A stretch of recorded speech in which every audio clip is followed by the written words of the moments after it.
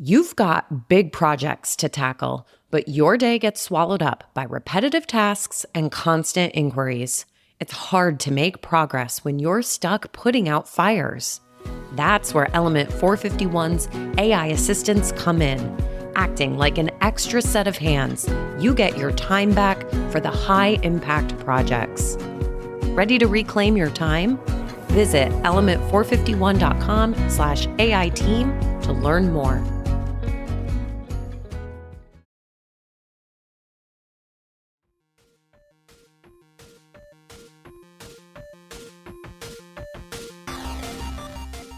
Welcome to the Hired Geek Podcast, where each week we explore the impact of EdTech on the student experience with engaging, fun, and relevant conversations that honor the wide range of work happening all across the higher ed ecosystem.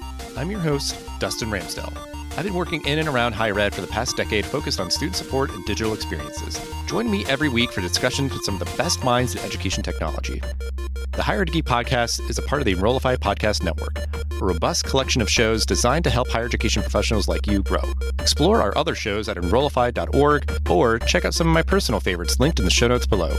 Enrollify is made possible by Element 451, the leading AI-powered all-in-one student engagement platform helping institutions create meaningful, personalized, and engaging interactions with students. Learn more at element451.com.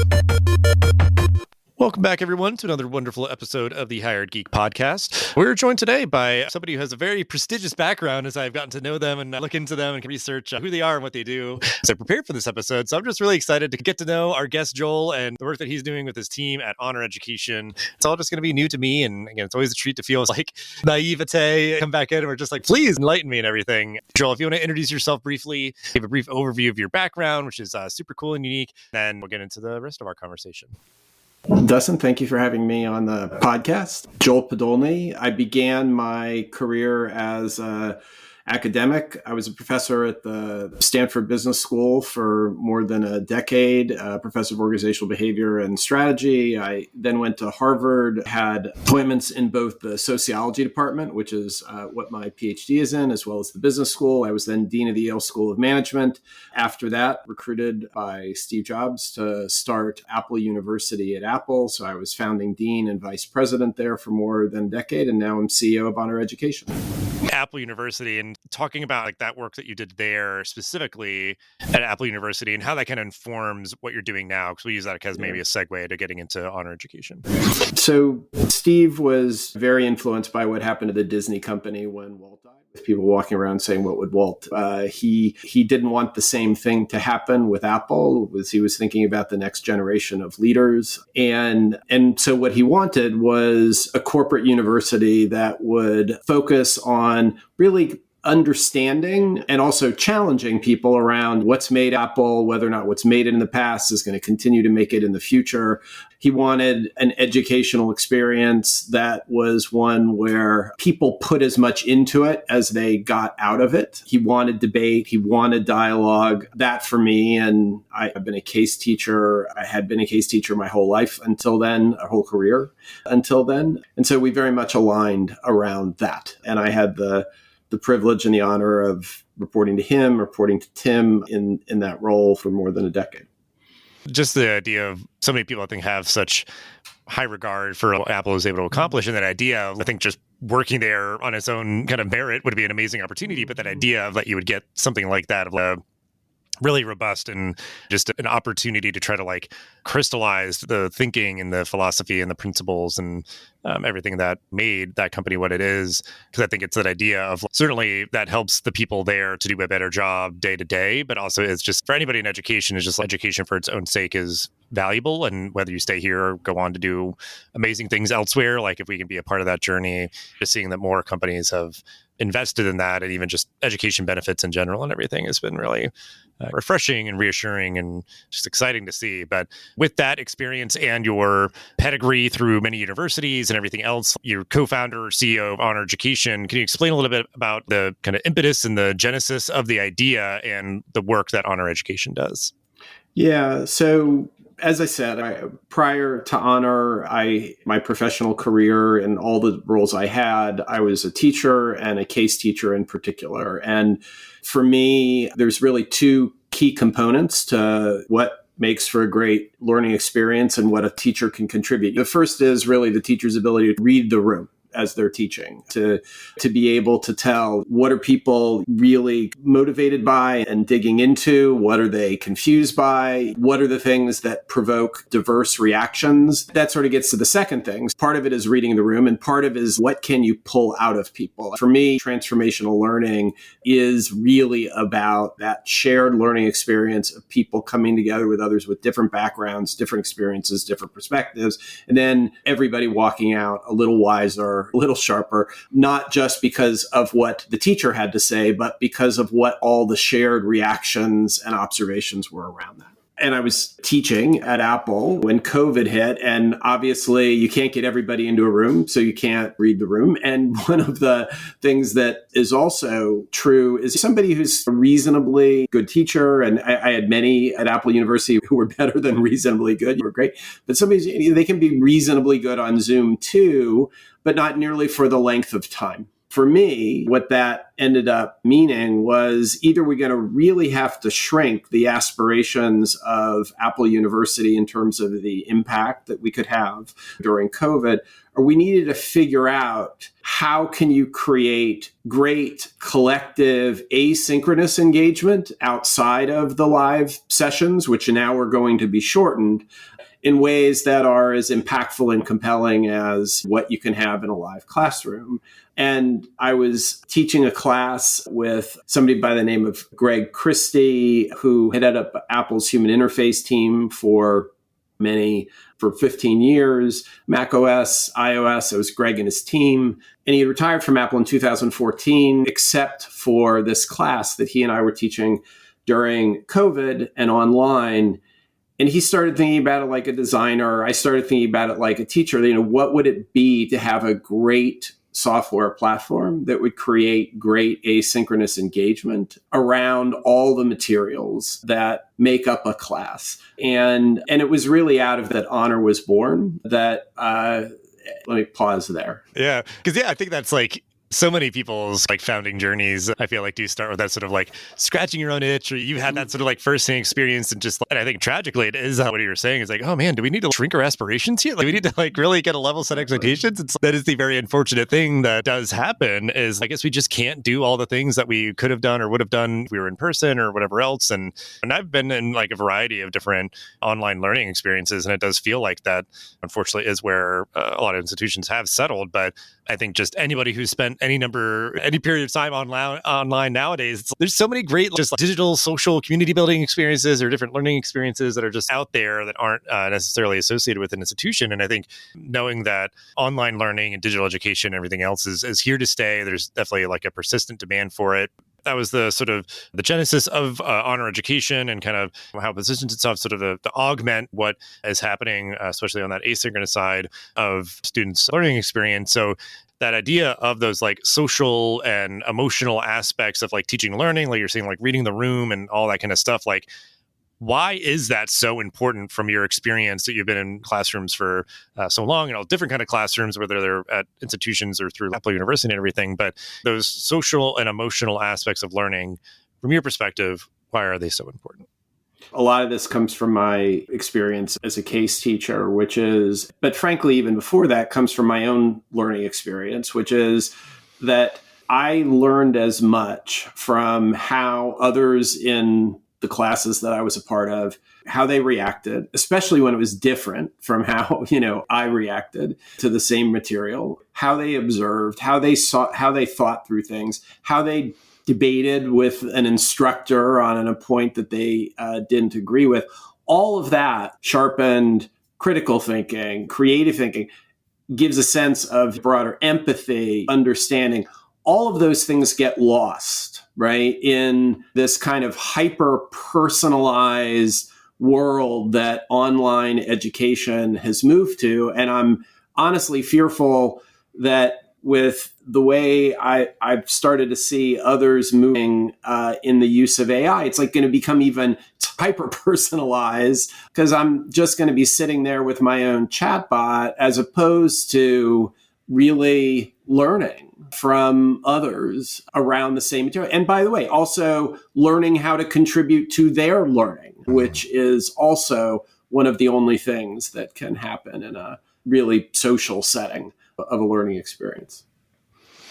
Yeah, that's something that, I think we cannot overlook the value of that.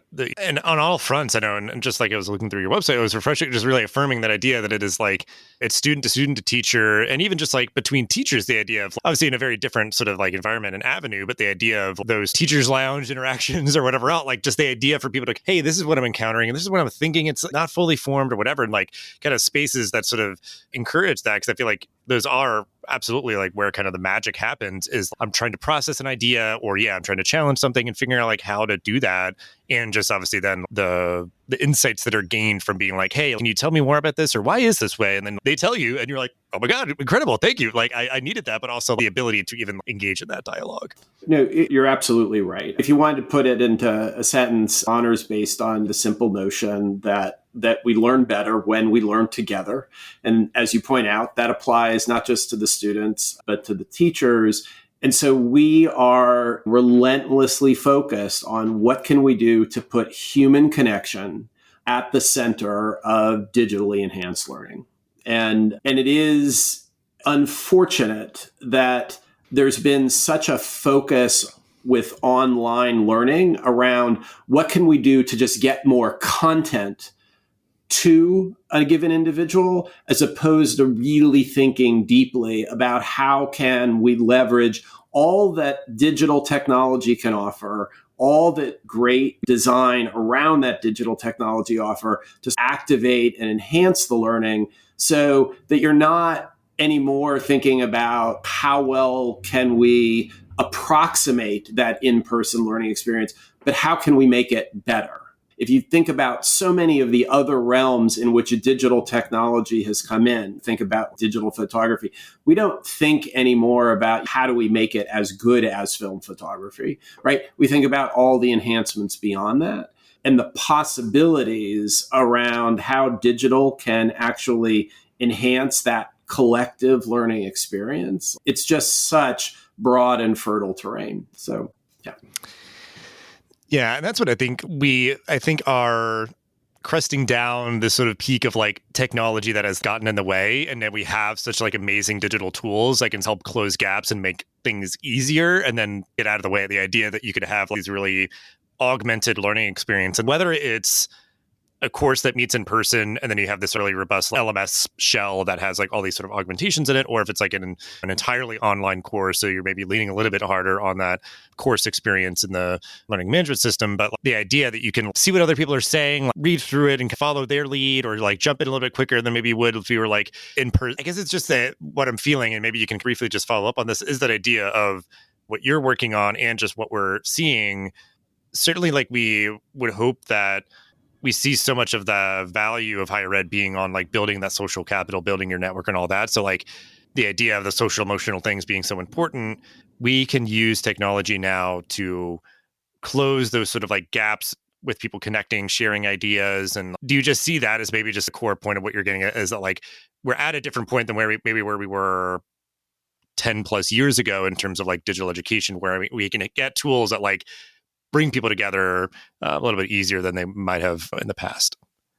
If you had talked to me 10 years ago, I would have thought that the social aspect of a course experience was, when are you getting all the students together in a room? And that was then punctuated by these isolated private moments when they could be reading a physical book, they could be going online and looking at digital assets, but the social component was entirely limited to what was happening in the room.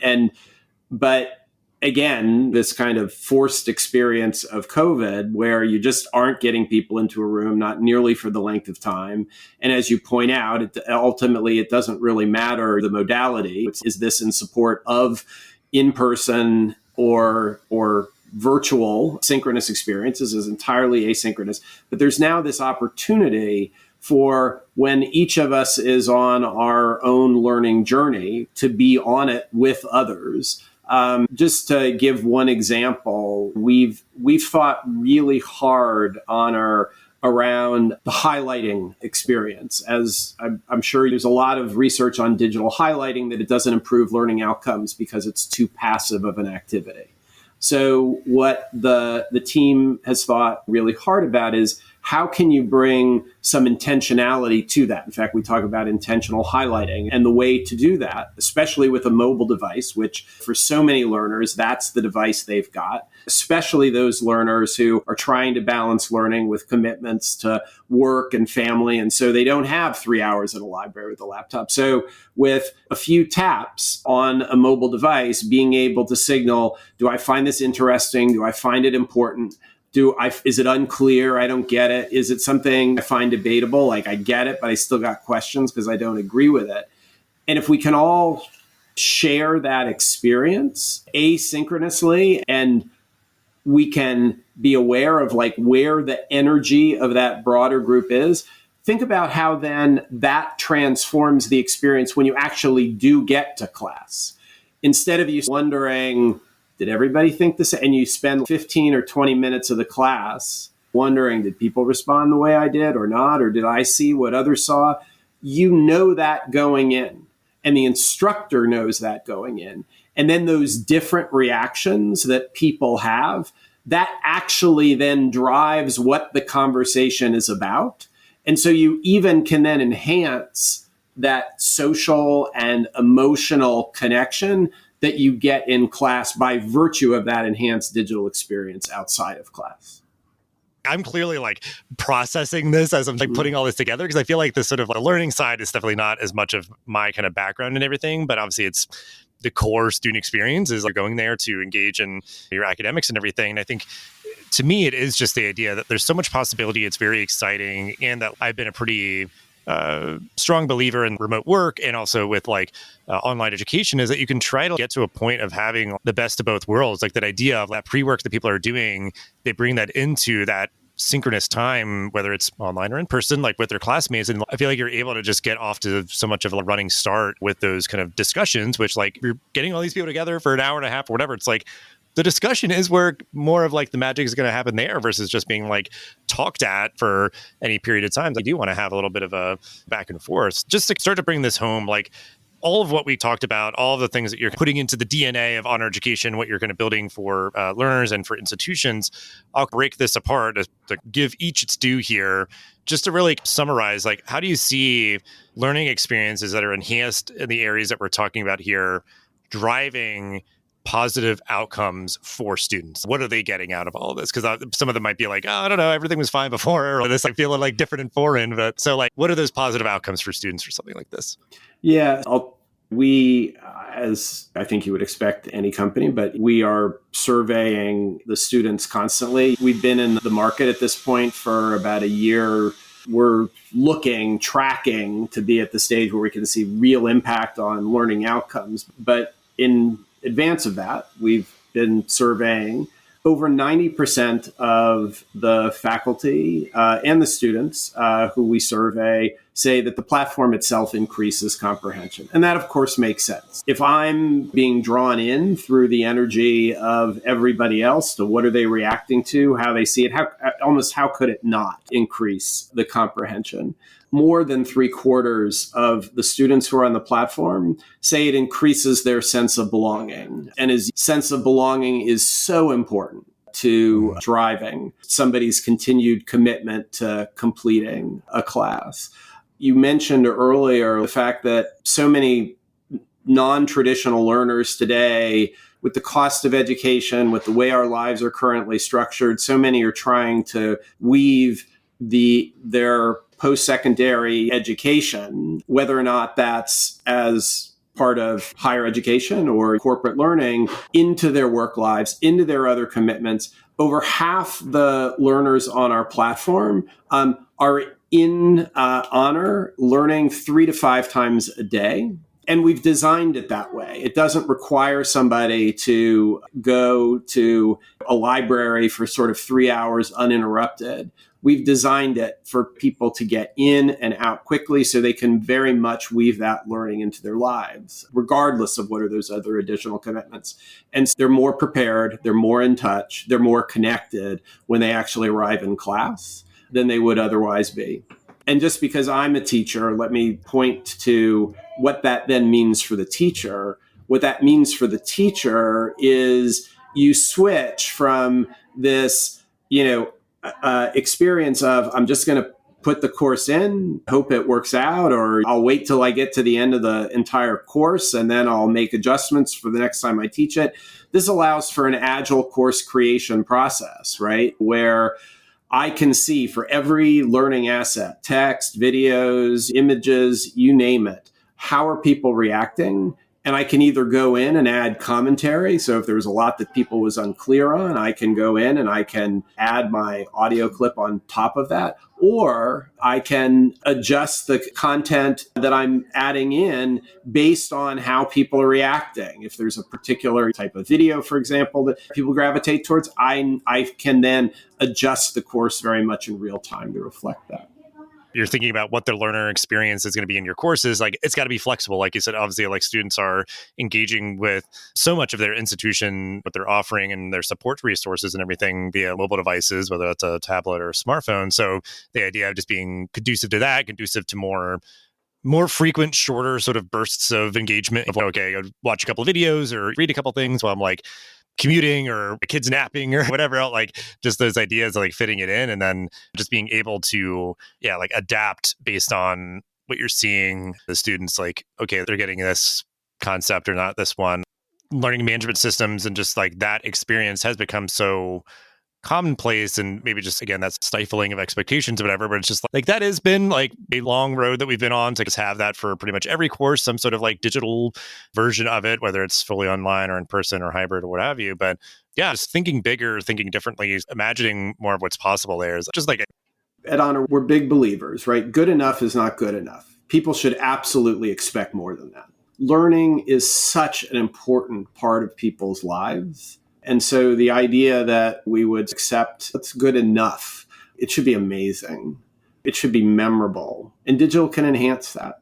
It can empower that for those who want it, for the teachers and the students who want it. And the problem has been it's been too hard. It's been too friction filled. And so we've worked really hard to build tools to make that possible for teachers and students.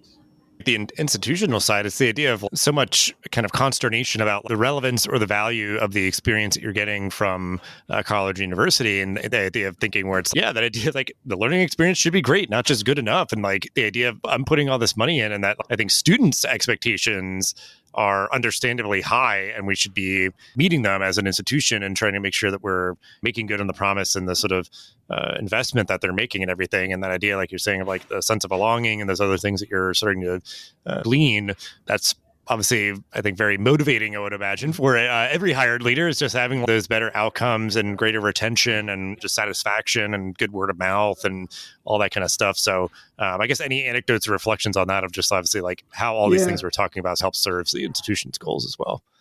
Let me just come back to a topic that people are talking about a lot these days, which is AI in education as a way to sort of bring the point home. We've accepted this very hyper-personalized frame. So AI comes in and it's, how can AI enhance that hyper-personalized frame? Oh, it's through a personal tutor. Now, you don't have to talk to a teacher. You don't have to maybe talk to other students. You can just engage with your personal tutor. But that's assuming that personalization is about personal consumption. But what about personal expression? What I loved about case teaching was the fact that I could create an environment where individuals could express their ideas, their views in ways that were true to them. Some were more confident, some were more articulate, but ultimately that was the goal. As we've been thinking about AI and at Honor, we're thinking about how can that support students in that personalized expression and not just the hyper-personalized consumption.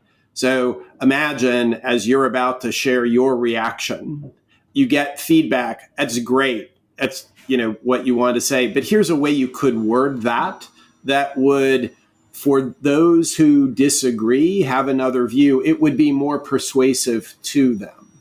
And all of a sudden, you're elevating somebody's ability to persuade, influence, and connect in a meaningful way. And I think it's just we haven't had that expectation that it can be.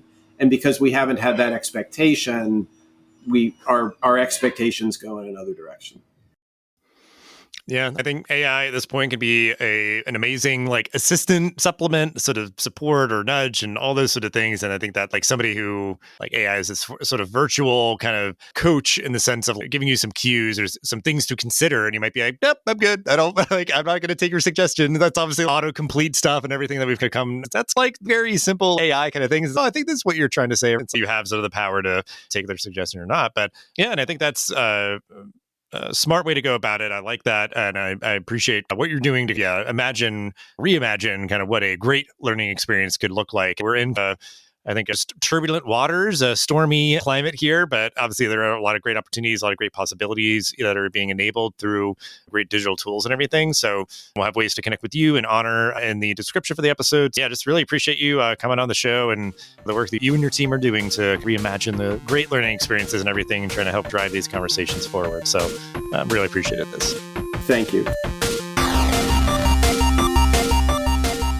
The Hired Geek Podcast is a part of the Enrollify podcast network.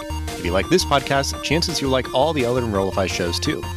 Our podcast network is growing constantly, and we've got a plethora of marketing, enrollment, and higher technology shows that are jam-packed with stories, ideas, and frameworks all designed to empower you to be a better hired professional. Our shows help you find your next big idea and feature a selection of the industry's best as your host. Learn from people like Jamie Hunt, Seth Odell, Dave Kibbolds, and Eddie Francis, as well as so many other of your favorite leaders in higher education. Enrollify is made possible by the support of Element 451, the leading AI-powered, all-in-one student engagement platform helping institutions create meaningful, personalized, engaging interactions with students. Learn more at element451.com.